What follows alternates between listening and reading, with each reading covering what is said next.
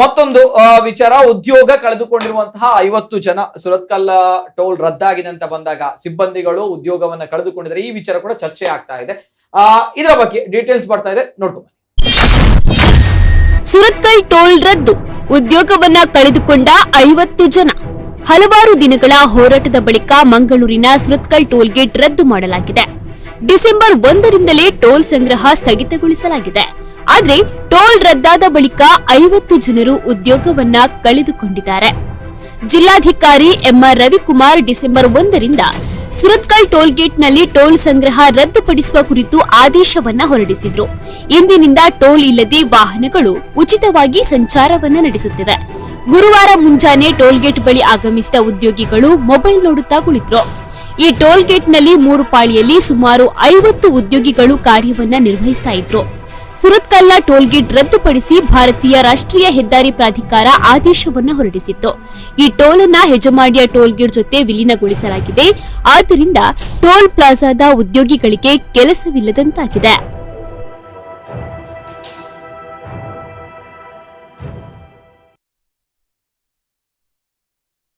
ಇದು ಸುರತ್ಕಲ್ ಟೋಲ್ ಪ್ಲಾಜಾದ 50 ಸಿಬ್ಬಂದಿಗಳಿಗೆ ಕೆಲಸ ಇಲ್ಲದಂತಾಗಿದೆ. ಇದು ಕೂಡ ಚರ್ಚೆ ಆಗ್ತಾ ಇದೆ. ಯಾಕಂದ್ರೆ ಆ ಸಿಬ್ಬಂದಿಗಳು ಇವತ್ತು ಮಾತಾಡಿದ್ದಾರೆ, ಕೆಲವು ಮಾಧ್ಯಮಗಳಿಗೆ ಮಾತಾಡಿ ಅವರು ಹತಾಶ ಭಾವನೆಯನ್ನ ತೋಡಿಕೊಂಡಿದ್ದಾರೆ. ಈ ಬಗ್ಗೆ ಚರ್ಚೆ ಆಗಿತ್ತು.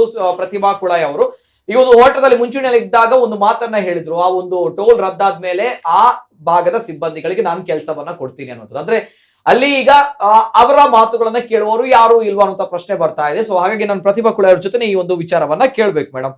Yes madam. ನಿತಿನ್, ನಾನು ಯಾವಾಗ್ಲೂ ಎಲ್ಲ ಹೇಳ್ತೇನೆ ನಿಮ್ಗೆ.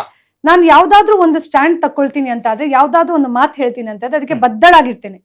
ನಾನು ತುಂಬಾ ಆಲೋಚನೆ ಮಾಡಿ ಒಂದು ಡೆಸಿಷನ್ ಅನ್ನು ತಕೊಳ್ಳುವಂತ ಹೆಂಗಸು.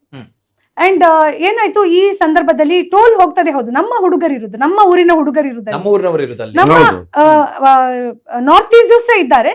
ಆದ್ರೆ ಅದ್ರಲ್ಲಿ ಆ ದಿನ ನನ್ಗೆ ಅವ್ರು ಏನ್ ಹೇಳಿದ್ರು ಅಂದ್ರೆ 22 ಜನ ನಮ್ಮ ಊರ್ನ ಹುಡುಗರಿದ್ದಾರೆ, ಅವ್ರಿಗೆ ಕೆಲ್ಸ ಬೇಕು ಅಂತ ನಾನು ಅವ್ರ ಹತ್ರ ಹೋಗಿ ಆ ಸಂದರ್ಭದಲ್ಲಿ ಮಾತಾಡಿದ್ದೆ. ಏನ್ ಹೇಳಿದ್ದೆ ಅಂದ್ರೆ, ಒಂದ್ ವೇಳೆ ಟೋಲ್ ಇಲ್ಲಿಂದ ಹೋಯ್ತು ಅಂತಾದ್ರೆ ನಾನು ಅಷ್ಟು ಜನರ ಕೆಲಸಕ್ಕೆ ವ್ಯವಸ್ಥೆ ನಾನು ಮಾಡ್ತೇನೆ ಅಂತ ಹೇಳಿದ್ದೆ. ಆವಾಗ್ಲೇ ಅವ್ರ ಹತ್ರ ರೆಸ್ಯೂಮ್ ಎಲ್ಲ ಕೇಳ್ಕೊಂಡಿದ್ದೆ. ಬಟ್ ಅವರು ನನ್ಗೆ ಆ ಸಂದರ್ಭದಲ್ಲಿ ರೆಸ್ಯೂಮ್ ಕೊಡ್ಲಿಲ್ಲ, ಯಾಕೆಂದ್ರೆ ಅಲ್ಲಿ ಅವ್ರ ಕೆಲಸದಲ್ಲಿ ಇದ್ರು and they were happy working there. So ನಿನ್ನೆ ನಮ್ದು ವಿಜಯೋತ್ಸವ ಆಯ್ತು 12:30ಗೆ. ನಾನು 1:15ಗೆ ಟೋಲ್ ಗೇಟ್ ಹತ್ರ ಹೋದೆ. ಹೋಗುವಾಗ ಅಲ್ಲಿ ಒಂದಷ್ಟು ಯುವಕರು ಇದ್ರು, ಅಲ್ಲಿ ಒಂದಷ್ಟು ನಮ್ಮ ಊರಿನ ಯುವಕರಿದ್ರು, ಪರಿಚಯದವರು. ಅಫ್ಕೋರ್ಸ್ ಅವರು ನಮ್ಮ ಪಾರ್ಟಿಯವರು ಅಲ್ಲ, ಬೇರೆ ಪಾರ್ಟಿಯವರು. But that is okay. ನಾನು ಅವ್ರ ಹತ್ರ ಹೇಳಿದ್ದೆ, ನಾನು ಲಾಸ್ಟ್ ಟೈಮ್ ಹೇಳಿದ್ದೆ, ಯಾರಿಗೆಲ್ಲ ಕೆಲಸ ಬೇಕು ನೀವು ಪಾರ್ಟಿ ಎಲ್ಲ ಏನ್ ನೋಡ್ಬೇಡಿ, ಯಾಕೆಂದ್ರೆ ನೀವೆಲ್ಲ ನಮ್ಮ ತುಳುನಾಡಿನ ಹುಡುಗರು. ಸೊ ನಿಮಗೆ ಏನು ಕೆಲಸದ ಇದೆ ಅದಕ್ಕೆ ವ್ಯವಸ್ಥೆ ನಾನು ಮಾಡಿ ಕೊಡ್ತೇನೆ. ಮತ್ತೆ ನನ್ನ ಆಫೀಸಿಗೆ ಬರ್ಲಿಕ್ಕೆ ಹೇಳಿದ್ದೇನೆ ರೆಸ್ಯೂಮ್ ಇಟ್ಕೊಂಡು. ಸೊ ಆ ಸಂದರ್ಭದಲ್ಲಿ ಅವ್ರು ಹೇಳಿದ್ರು 35 ಜನ ಹುಡುಗರಿದ್ದಾರೆ, ಅದರಲ್ಲಿ 7 ಜನ ಮಹಿಳೆಯರಿದ್ದಾರೆ ಅಂತ ಹೇಳಿದ್ರು. ಸೊ ನಾನು ಹೇಳಿದೆ, ನಿಮ್ಗೆ ನಿಮ್ಮ ಯೋಗ್ಯತೆ, ನಿಮ್ಮ ಎಜುಕೇಶನ್, ಕ್ವಾಲಿಫಿಕೇಶನ್ ಮತ್ತೆ ನಿಮ್ಮ ಇಂಟ್ರೆಸ್ಟ್ ತಕ್ಕ ಯಾವ ಕೆಲಸ ಸೂಟಬಲ್ ಇದೆ.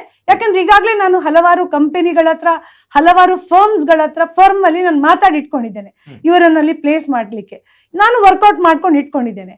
ಸೊ ಇದು ಇವತ್ತೇ ಆಯ್ದ ಕತೆ. ನಾನು ಮತ್ತೆ ಅವರ ಒಬ್ಬರ ಪ್ರಮುಖರಿದ್ದಾರೆ, ಮಿಥುನ್ ಅಂತ ಹೇಳಿ, ಮಿಥುನ್ ಬೈಕಂಪಾಡಿ ಅಂತ ಹೇಳಿ, ನಾನು ಅವರಿಗೆ ಕಾಲ್ ಮಾಡಿದ್ದೆ ಇವತ್ತು ಬೆಳಗ್ಗೆ. ಕಾಲ್ ಮಾಡಿ ನಾಳೆ 10 ಗಂಟೆಗೆ ನನ್ನ ಆಫೀಸಿಗೆ ಬನ್ನಿ, ಎಲ್ಲ ರೆಸ್ಯೂಮ್ಸ್ ಅನ್ನು ಕರ್ಕೊಂಡು. ಅವ್ರು ಹೇಳಿದ್ರು ಆಯ್ತು ನಾಳೆ ಬರ್ತೇನೆ ಅಂತ ಹೇಳಿದ್ದಾರೆ. ನಾಳೆ ನನ್ನ ಆಫೀಸಿಗೆ 10 ಗಂಟೆಗೆ ಬಂದ್ರೆ ಅಲ್ಲಿ ಟೋಲಿನ ಯುವಕರು ಯಾರಿದ್ದಾರೆ ಕೆಲಸ ಬೇಕು ಅಂತ ಹೇಳುವವರು ಅವರಲ್ಲಿ ಬರ್ತಾರೆ ನಾಳೆ. ಅದನ್ನ ನಾನು ವಿಡಿಯೋಗ್ರಫಿ ಮಾಡ್ತೇನೆ. ಇದು ವಿಡಿಯೋಗ್ರಫಿ ಮಾಡ್ತೇನೆ ಅಂತ ನಾನು ನಿಮ್ಮ ಹತ್ರ ಯಾಕೆ ಹೇಳ್ತೇನೆ. ಇವತ್ತು ಅವರು ಒಂದು ಮಾಧ್ಯಮಕ್ಕೆ ಒಂದು ಇಂಟರ್ವ್ಯೂ ಕೊಡ್ತಾರೆ.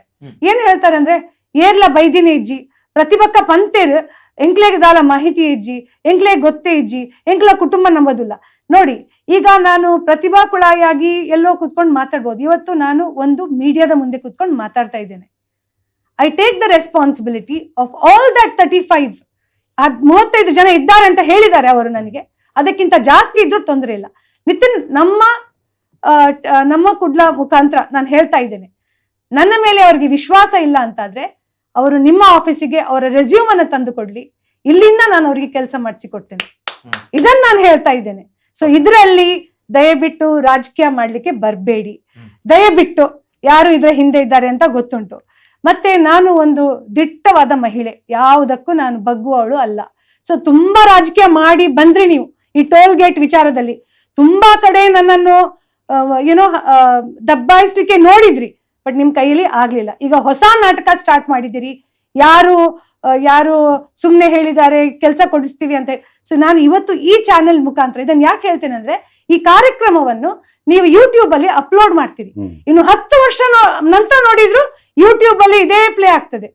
ಸೊ ಪ್ರತಿ ಒಂದು ಯುವಕರು ಯಾರು ಅಲ್ಲಿ ಇದ್ದಾರೆ ಟೋಲ್ ಅಲ್ಲಿ, ಅವರ ಸಂಪೂರ್ಣ ಜವಾಬ್ದಾರಿ, ಅವರದ್ದು ಏನು ಉದ್ಯೋಗದ ಜವಾಬ್ದಾರಿ ಏನಿದೆ ನಾನು ತಕೊಳ್ಳಿಕ್ಕೆ ರೆಡಿ ಇದ್ದೇನೆ.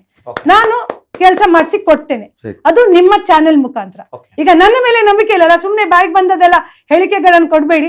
ಯಾಕೆಂದ್ರೆ ಯಾರು ಹೇಳಿಕೆ ಕೊಟ್ಟಿದ್ರು ಅವ್ರು ಕೆಲಸ ಮಾಡಿದವರು ಅಲ್ಲ. ಮತ್ತೆ ಇಲ್ಲಿ ನಾನು ಇನ್ನೊಂದು ಮಾತನ್ನು ಹೇಳ್ತೇನೆ, ಸಂಸದರಿಗೆ ಮತ್ತೆ ಶಾಸಕರಿಗೆ. ನಾನು ಒಂದು ಮಾಜಿ ಕಾರ್ಪೊರೇಟರ್ ಆಗಿ ಐ ಹ್ಯಾವ್ ಕಮ್ ಫಾರ್ವರ್ಡ್, ಕೆಲಸ ತೆಗೆಸಿ ಕೊಡ್ತೇನೆ ಅಂತ ಹೇಳಿ ಧೈರ್ಯದಿಂದ ಹೇಳ್ತಾ ಇದ್ದೇನೆ. ಈಗ ಇವರು ನಮ್ಮ ಯುವಕರು. ಈ ಟೋಲ್ ಇಷ್ಟು ವರ್ಷಗಳಲ್ಲಿ ಗುತ್ತಿಗೆ ತಕೊಂಡದ್ದು ಬಿಜೆಪಿಯ ಬಕೆಟ್ ಹಿಡಿಯುವವರು ಸಬ್ ಗುತ್ತಿಗೆ ತಕೊಂಡದ್ದು. ಈಗ ಅವರಿಗೂ ಜವಾಬ್ದಾರಿ ಇದೆ. ನಿಮ್ಮ ಯುವಕರಲ್ಲಿ ಕೆಲಸಕ್ಕಿದ್ದದ್ದು, ನಿಮ್ಮ ಯುವಕರಲ್ಲಿ ಜಗಳ ಮಾಡಿದ್ದು, ಗಲಾಟೆ ಮಾಡಿದ್ದು, ಕೇಸ್ ಹಾಕೊಂಡದ್ದು, ಬರೇ ಒಂದು 10,000 15,000 ಸಂಬಳಕ್ಕೆ. ನಿಮ್ಗೂ ಜವಾಬ್ದಾರಿ ಇದೆ. ನೀವು ಕೊಡ್ಸಿ, ನೀವು ಶಾಸಕರಾಗಿ ನೀವು ಕೆಲಸ ಕೊಡ್ಸಿ. ನಾನೊಂದು ಮಾಜಿ ಕಾರ್ಪೊರೇಟರ್ ಆಗಿ ನನಗೆ ಒಂದು 50 ಜನರಿಗೆ ಕೆಲಸ ಸೃಷ್ಟಿ ಮಾಡುವ ಕೆಪಾಸಿಟಿ ಉಂಟು ಅಂತಾದ್ರೆ, ಇವರಿಗೆ ಸಂಸದರಿಗೆ ಮತ್ತೆ ಶಾಸಕರಿಗೇನು ಕೆಪಾಸಿಟಿ ಇದೆ, ಹೌದಲ್ವಾ? ಅವರಿಗೂ ಜವಾಬ್ದಾರಿ ಇದೆ. ಈಗ ನಾನು ಹೇಳ್ತಾ ಇದ್ದೇನೆ, ನಾನೀಗ ಅವ್ರ ತಲೆ ಮೇಲೆ ಇದನ್ನು ಹೊರಿಸ್ತಾ ಇಲ್ಲ, ಖಂಡಿತ ಇಲ್ಲ ನಿತಿನ್. ನಾನು ಹೇಳ್ತಾ ಇದ್ದೇನೆ, ಲೆಟ್ ದೆಮ್ ಕಮ್ ಫಾರ್ವರ್ಡ್, ನಿಮ್ಮ ಚಾನೆಲ್ಗೆ ಬರ್ಲಿ, ನಿಮ್ಗೆ ಬಯೋಡಾಟಾಸ್ ಕೊಡ್ಲಿ, ನಾನು ವಿದಿನ್ ಅ ವೀಕ್ ಅವರಿಗೆ ಕೆಲಸ ಮಾಡಿಸ್ಕೊಡ್ತೇನೆ. ಇದನ್ನ ವಿದಿನ್ ಅ ವೀಕ್, ಒಂದು ವಾರದಲ್ಲಿ ನಾನು ಅವರಿಗೆ ಅವರ ಯೋಗ್ಯತೆ ತಕ್ಕ, ಅವರು ಕಲಿತ ವಿದ್ಯೆಗೆ ಅರ್ಹತೆ ತಕ್ಕ ಅವರಿಗೆ ಸ್ಯಾಲರಿ ಅಂದ್ರೆ, ಅವರು ಏನೋ ಒಂದು ಕೆಲಸ ಮಾಡಿ ನನಗೆ ಎಂ ಡಿ ಕೆಲಸ ಬೇಕು ಅಂದ್ರೆ ಅದು ಆಗುದಿಲ್ಲ. ಬಟ್ ಅವ್ರ ಕ್ಯಾಲಿಬರ್ ಅಂತ ಇದೆ, ಎಲ್ಲರಿಗೂ ಇದೆ. ಒಂದು ಮರ್ಯಾದಸ್ಥ ಜಾಗದಲ್ಲಿ ಅವ್ರಿಗೆ ಕೆಲಸ ಕೊಡ್ತೇನೆ. ಈ ರೀತಿ ಪೆಟ್ಟು ಗಲಾಟೆ ಮಾಡ್ಕೊಂಡು ಕೇಸ್ ಹಾಕೊಳ್ಳೋ ಜಾಗದಲ್ಲಿ ಅಲ್ಲ, ಮರ್ಯಾದ ಅಂತ ಜಾಗದಲ್ಲಿ ಡೀಸೆಂಟ್ ಆಗಿದ್ದ ಕೆಲಸವನ್ನು ನಾನು ಅವ್ರಿಗೆ ತೆಗೆಸಿಕೊಡ್ತೇನೆ. ಬೇರೆ ವಿಚಾರಗಳಿಗೆ ಗೊತ್ತಿಲ್ಲ ಮೇಡಮ್, ಆದ್ರೆ ಈ ಒಂದು ವಿಚಾರಕ್ಕೆ ನಮ್ಗೆ ಸಂಪೂರ್ಣವಾಗಿ ನಮ್ಮ ವಾಹಿನಿ ಕಡೆಯಿಂದ ಕೂಡ ಅಭಿನಂದನೆಗಳು. ನಿಜವಾಗ್ಲೂ ಹ್ಯಾಟ್ಸ್ ಆಫ್ ಟು ಯು. ನಿಜವಾಗ್ಲೂ ಕೂಡ, ಯಾಕಂದ್ರೆ ಯಾರೊಬ್ರು ಕೂಡ ಈ ಇನಿಷಿಯೇಟಿವ್ ತೆಗೆದುಕೊಳ್ಳಲ್ಲ ಅಂತ ಬಂದಾಗ ಈ ಒಂದು ಇನಿಷಿಯೇಟಿವ್ ಅನ್ನ ನಾನ್ ತೆಗೆದುಕೊಳ್ತೇನೆ, ಆ ಒಂದು ನಿರುದ್ಯೋಗಿಗಳಿಗೆ ನಾನ್ ಕೆಲಸವನ್ನ ಕೊಡ್ತೀನಿ ಅನ್ನುವಂತ ನಿಟ್ಟಿನಲ್ಲಿ ಮಹಿಳೆ ಮುಂದೆ ಬಂದಿದ್ದಾರೆ. ಪ್ರತಿಭಾ ಕುಳಾಯಿ ಅವರು ಒನ್ಸ್ ಅಗೇನ್ ಇನ್ನೊಂದು ವಿಷಯ ನಾನು ಇದರಲ್ಲಿ ಹೇಳಲಿಕ್ಕೆ, ದಯವಿಟ್ಟು ಇಂತ ಕಚಡ ರಾಜಕೀಯಗಳನ್ನೆಲ್ಲ ಮಾಡಬೇಡಿ. ಯುವಕರಂದಾಗ ಎಲ್ಲರೂ ಒಂದೇ, ಅವ್ರು ಯಾವ ಪಕ್ಷದಲ್ಲೇ ಇರ್ಲಿ, ಅವರು ದುಡ್ದು ಮನೆ ಕೊಂಡೋದ್ರೆ ಅವ್ರ ಮನೆಯಲ್ಲಿ ಅಡಿಗೆ ಆಗ್ತದೆ, ಹೌದಲ್ಲ? ಅವ್ರಿಗೊಂದು ಬಾಳ್ವೆ ಇದೆ, ಜೀವನ ಇದೆ. ಸೊ ದಯವಿಟ್ಟು ನಾನು ಅದಕ್ಕೆ ಹೇಳುದು, ನಿಮ್ಮ ಮಾಧ್ಯಮವನ್ನು ಮುಂದೆ ಹಾಕಿದ್ದದಕ್ಕೆ. ಯಾಕೆಂದ್ರೆ ನಿಮ್ಗೆ ನನ್ಗಿಂತ ಜಾಸ್ತಿ ಜವಾಬ್ದಾರಿ ಇದೆ. ನಾನು ಇಲ್ಲಿ ಕುತ್ಕೊಂಡು ಮಾತಾಡ್ತೇನೆ ಅಂತ ಆದ್ರೆ ನಾಳೆ ನನ್ನನ್ನು ಕ್ವೆಶ್ಚನ್ ಮಾಡ್ಬೋದು ನೀವು. ಅದಕ್ಕೆ ನಿಮ್ಮನ್ನು ಮುಂದೆ ಹಾಕಿದ್ದೇನೆ. ಮತ್ತೆ ನಾನು ಯಾರ್ಯಾರ ಹತ್ರ, ಈ ಟೋಲ್ ಹುಡುಗರ ಹತ್ರ ಮಾತಾಡಿದ್ದೇನೆ, ಎಲ್ಲಾ ಕಾಲ್ ರೆಕಾರ್ಡ್ಸ್ ನನ್ನ ಹತ್ರ ಇದೆ. ಎಲ್ಲಾ ಕಾಲ್ ರೆಕಾರ್ಡ್ಸ್ ಎಲ್ಲದೂ ನನ್ನ ಹತ್ರ ಇದೆ. ಸೊ ನಾನು I am a modern women. ಇಲ್ಲಮ್ಮ, ಇದಕ್ಕಿಂತ ದೊಡ್ಡ ನನಗೆ ನಾನು ವಿಮೆನ್ ಎಂಪವರ್ಮೆಂಟ್ ಏನಂತ ಗೊತ್ತು, ನನ್ನ ಗಟ್ಟಿತನ ಏನಂತ ಗೊತ್ತು, ನಾನು ಯಾವ ರೀತಿ ಸಮಾಜದಲ್ಲಿ ಬದುಕ್ಬೇಕಂತ ನನ್ಗೆ ಗೊತ್ತಿದ್ದವಳು. ನಂಗೆ ತುಂಬಾ ಜವಾಬ್ದಾರಿ ಇದೆ. ಸೊ ನಾನು ಅದನ್ನು ಮಾಡ್ಕೊಳ್ತೇನೆ. So Nitin, this is I am telling you, ನಾಳೆ ಅವ್ರು ಯಾರು ನನ್ನ ಹತ್ರ ಬರ್ಲಿಲ್ಲ ಅಥವಾ ನಿಮ್ಮ ಹತ್ರ ಬರ್ಲಿಲ್ಲ ಅಂತ ಅದಕ್ಕೆ ನಾನ್ ಜವಾಬ್ದಾರಿ ಅಲ್ಲ. ಯಾಕೆಂದ್ರೆ 50 ಜನ ಯಾರಂತ ನನ್ಗೆ ಗೊತ್ತಿಲ್ಲ, ಕೆಲವೊಬ್ಬರ ಪರಿಚಯ ನನಗಿದೆ, ಅವ್ರು ನನ್ನನ್ನು ಕಾಂಟ್ಯಾಕ್ಟ್ ಆಗಿದ್ದಾರೆ. ಅವರಿಗೆ ನಾನು ಖಂಡಿತವಾಗಿ ವಿತ್ ರೆಕಾರ್ಡ್ ವಿತ್ ಪ್ರೂಫ್, ನಾನು ಅವ್ರು ಎಲ್ಲಿ ಕೆಲಸ ಮಾಡಿ ಕೊಟ್ಟಿದ್ದೇನೆ, ಅವ್ರಿಗೆ ಎಷ್ಟು ಸ್ಯಾಲರಿ ಎಲ್ಲ ನಾನು ರೆಕಾರ್ಡ್ ಮೇಂಟೈನ್ ಮಾಡ್ತೇನೆ. ಯಾಕೆಂದ್ರೆ ಐ ಆಮ್ ಅಕೌಂಟೇಬಲ್. ನಾಳೆ ನೀವ್ ಇನ್ನೊಂದ್ಸಲ ನಾನು ಚರ್ಚೆಗೆ ಬಂದಾಗ ಕೇಳ್ತೀರಿ, ಎಷ್ಟು ಜನರಿಗೆ ಕೊಟ್ಟಿದ್ದೀರಿ ಅಂತ ಕೇಳ್ತೀರಿ, ಅವಾಗ ನಾನು ನಿಮ್ಗೆ ಆನ್ಸರ್ ಮಾಡ್ಬೇಕು.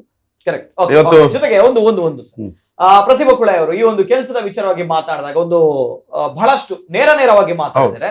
ನೋ ಡೌಟ್ ನೇರವಾಗಿ ಮಾಧ್ಯಮ ವಿಚಾರವನ್ನು ಕೂಡ ಹೇಳಿದ್ದಾರೆ. ಅಂಡ್ ನಮ್ಮ ವಾಹಿನಿ ಕಡೆಯಿಂದ ನಿಜವಾಗ್ಲೂ ಕೂಡ ಇಂಥ ಒಂದು ನಿರ್ಧಾರವನ್ನು ತೆಗೆದುಕೊಳ್ತಾರೆ ಆಸ್ ಎ ಮಹಿಳೆಯಾಗಿ ನಿಜವಾಗ್ಲೂ ಕೂಡ ನಾವು ಪ್ರಶಂಸೆ ಮಾಡ್ಲೇಬೇಕಾಗುತ್ತೆ. ನೋ ಡೌಟ್ ಆ ಒಂದು ವಿಚಾರಗಳ ಜೊತೆಗೆ ಇದರಲ್ಲಿ ರಾಜಕೀಯ ಮಾಡುವಂಥದ್ದು ಯಾವತ್ತೂ ಕೂಡ ಸಲ್ಲಲ್ಲ.